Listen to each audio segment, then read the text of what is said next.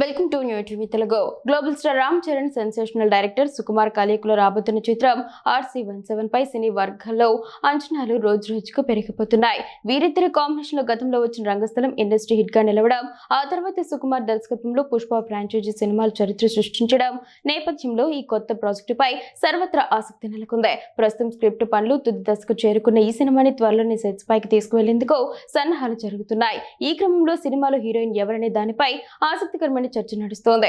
మొదట కియారా అద్వానీ పేరు వినిపించినా తాజాగా నేషనల్ క్రష్ రష్మిక మందన పేరు బలంగా వినిపిస్తోంది.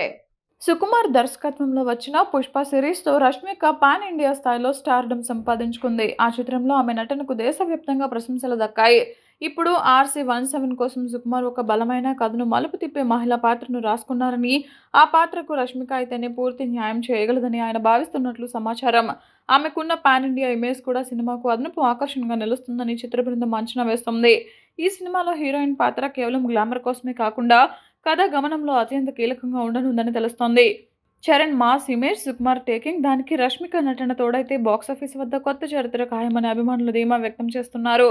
ఇప్పటికే రంగస్థలంతో రికార్డులు సృష్టించిన ఈ కాంబో మరోసారి అంతకు మించిన విజయాన్ని అందుకుంటుందని అంచనా వేస్తున్నారు. అయితే హీరోయిన్ ఎంపికపై చిత్ర యూనిట్ నుంచి అధికారిక ప్రకటన వెలువడాల్సి ఉంది. మరోవైపు రష్మిక ప్రస్తుతం తన భర్త విజయ్ దేవరకొండతో కలిసి రణబాలి అనే భారీ పీరియాడిక్ యాక్షన్ చిత్రంలో నటిస్తోంది. రాహుల్ సంకృత్యన్ దర్శకత్వం వహిస్తున్న ఈ చిత్రం 19వ శతాబ్దంలో రాయలసీమలో కరువు సమయంలో బ్రిటిష్ పాలనపై పోరాడిన ఓ యోధుడి కథ ఆధారంగా తెరకెక్కుతోంది.